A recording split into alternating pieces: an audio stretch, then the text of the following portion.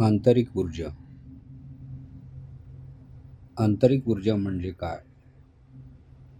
तर आंतरिक म्हणजे आतली ऊर्जा.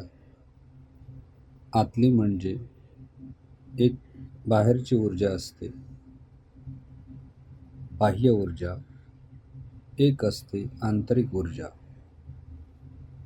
ही तुम्हा सगळ्यांना माहीतच आहे. आंतरिक ऊर्जा म्हणजे मनामध्ये असलेली ऊर्जा, जी आपल्याला काही कार्य करण्यासाठी प्रवृत्त करते. जसे सकाळी उठल्या उठल्या जर आपण एक छोटंसं काम केलं, फक्त आपला बिछाना व्यवस्थित घडी करून ठेवला, तर एवढ्याशा कृतीमुळे आपल्याला दिवसभरात इतर सर्व कामे करण्याची आंतरिक ऊर्जा भेट म्हणून मिळते.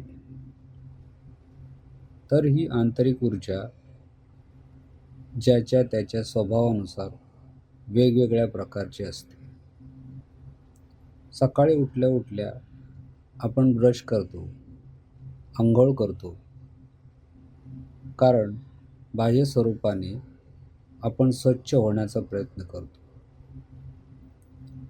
पण जेव्हा आंतरिक ऊर्जेचा प्रश्न येतो, तेव्हा मात्र आपण गाफील राहतो.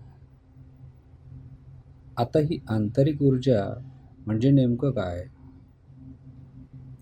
त्यासाठी अंतर्मनाचा ठाव घ्यावा लागेल. ज्या प्रकारे जगामधील बाहेरील गोष्टी आपण ऑब्झर्व करतो, निरीक्षण करतो, पाहतो आणि त्यातून काही शिकतो. आपल्या आजूबाजूला काय घडतंय त्याचा प्रभाव ग्रहण करतो.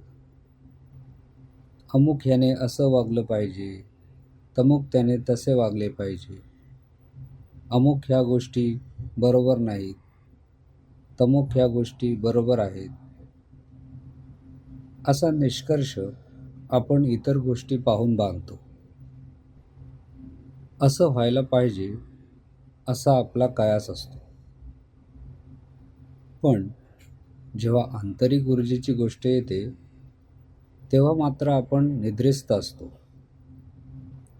तिकडे ढुंकूनही पाहण्याचा प्रयत्न होत नाही. पिंडी ते ब्रह्मांडी असं म्हटलं जातं. मग का नाही आंतरिक ऊर्जेचा मागोवा घ्यावा? तर हा मागोवा घेण्यासाठी हा तुमच्याशी एकरूपतेने संवाद साधणे गरजेचे आहे. आता मी म्हणणार नाही की तुम्ही मोबाईल बंद करा, कारण इथून पुढे ही जर्नी टुवर्ड्स आंतरिक ऊर्जा ही मोबाईल चालू ठेवल्यानेच चालू राहील. तर प्रवेश करूया आपण आपल्या आंतरिक ऊर्जेच्या विषयामध्ये. अंतर्मनाचा ठाव कसा घ्यावा? तर जसं बाह्य आवरणामध्ये आपल्या स्किनमध्ये, त्वचेमध्ये व्हायरस रोज तयार होत असतात. आपली स्किन रोज झडत असते. त्या झडणाऱ्या स्किनवर जगणारे प्राणी आपल्या घरामध्ये, आपल्या आजूबाजूला, बेडरूममध्ये इतरत्र विचरण करत असतात. अशाच प्रकारे आपल्या अंतर्मनामध्येही मळब असतो. हा मळब काही एकाएकी उत्पन्न झालेला नसतो. जन्मजन्मांतरीची परत ज्याला म्हणता येईल, थरावर थर साचून तो मळब तयार झाला आहे. तुम्ही म्हणाल, जन्मजन्मांतरीचं राहू द्या, आजचं बोला. तर आज आत्ता ताबडतोब सांगायचं झालं तर आत्ता माझ्या मनामध्ये कुठल्या प्रकारचे विचार चालू आहेत, त्यावर माझं मनस्वास्थ्य अवलंबून आहे.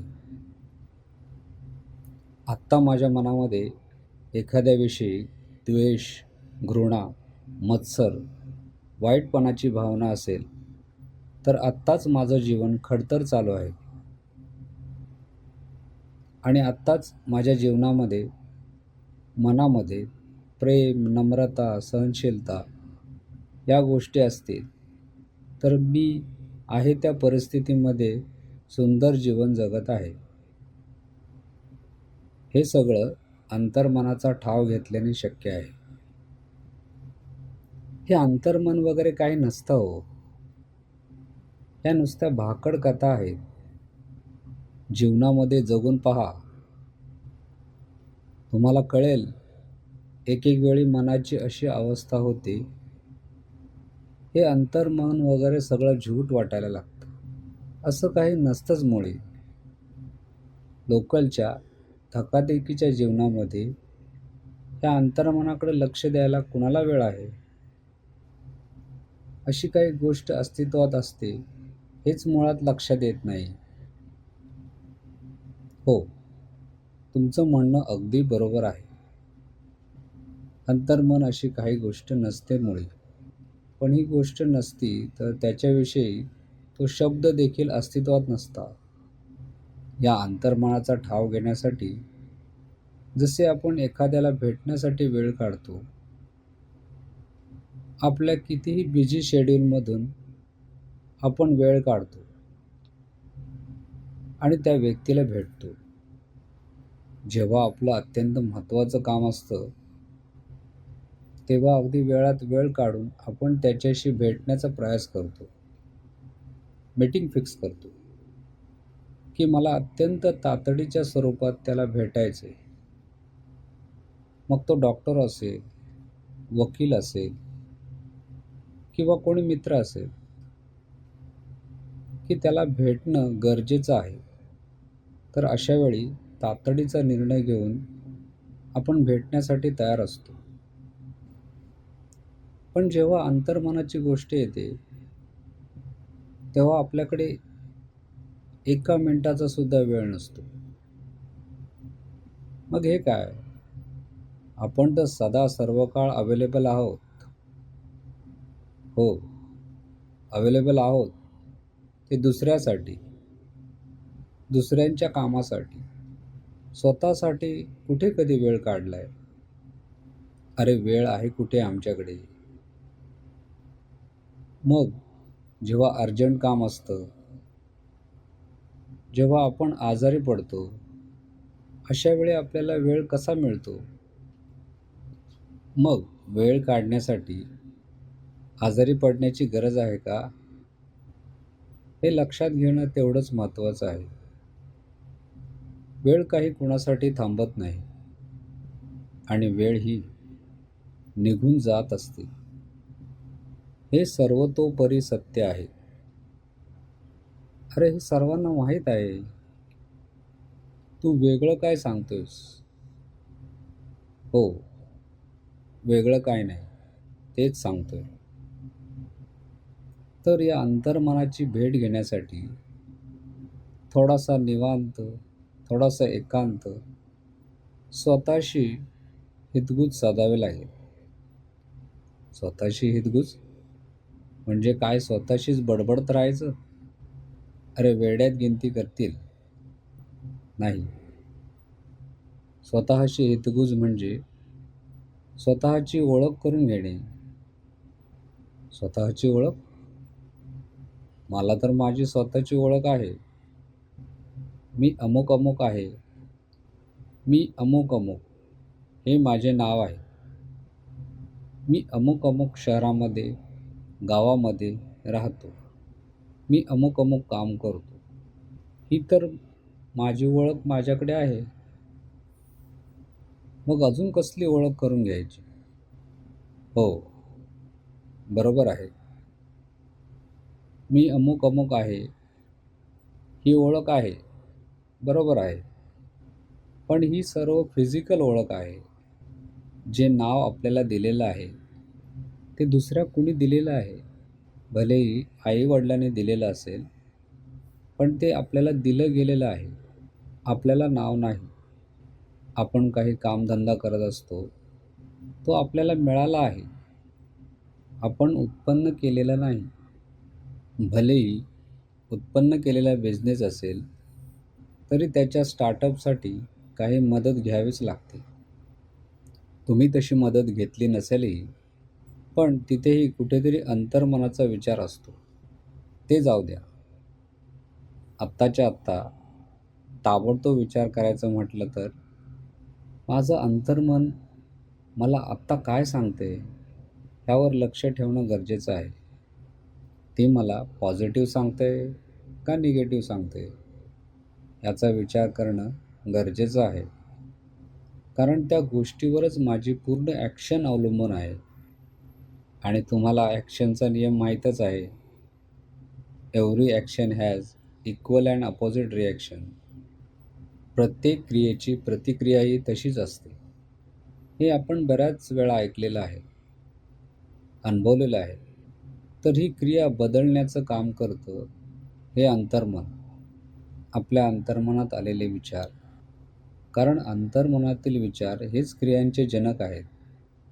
माणूस एखादी कृती करण्याच्या आधी त्याच्या मनामध्ये विचार तयार होतो आणि हा विचारच त्या कृतीला प्रवृत्त करतो. आता मॉडर्न इक्विपमेंटच्या आधारे समजून घ्यायचं झालं तर PC आणि मॉनिटर याचं उदाहरण देता येईल. PC आणि मॉनिटर यामध्ये मॉनिटरला आपण आपलं शरीर समजूया आणि त्याला जोडलेला PC CPU म्हणजे आपलं मन. आता बघा, सर्व काही CPUमध्ये घडत असतं, म्हणजे आपल्या अंतर्मनात घडत असतं आणि त्याचे भाव, त्याचे पडसाद, त्याचं आउटपुट आपल्याला मॉनिटरमध्ये दिसत असतं. तर घडतं CPUमध्ये, मनामध्ये, पण दिसतं मॉनिटरमध्ये. तुम्ही बऱ्याच हिंदी पिक्चरच्या किंवा कुठल्याही भाषेच्या चित्रपटामध्ये पाहिलं असेल की एखादा विलन एखादं दृश्य बघतो आणि त्याला राग आल्यानंतर त्या टीव्हीवर तो काहीतरी फेकून मारतो आणि ती टीव्ही तुटून जाते. तर जी फिजिकल गोष्ट असते ती दिसण्यात येते, पण जे अंतर्मन असतं त्या दृश्यामधली जी बातमी किंवा काय तो ऐकतो ती अदृश्य आहे. ते अंतर्मनातील विचार आहेत. तर अंतर्मनातील विचार बदलण्यासाठी काय करावं हा प्रश्न इथे निश्चितच उपस्थित होईल आणि याचं उत्तर शोधण्यासाठी आपल्याला पुढच्या ऑडिओची वाट पाहावी लागेल. जर आपल्याला अधिक जाणून घ्यायचं असेल तर लाईक, शेअर आणि सबस्क्राईब करा. आणि जर अंतर्मनाविषयी जाणून घेण्याची इच्छा नसेल तरीही लाईक, शेअर आणि सबस्क्राईब करा. त्यामुळे मला प्रोत्साहन मिळेल आणि तुमच्यासाठी काहीतरी नवीन घेऊन येण्याचा प्रयास करता येईल. धन्यवाद.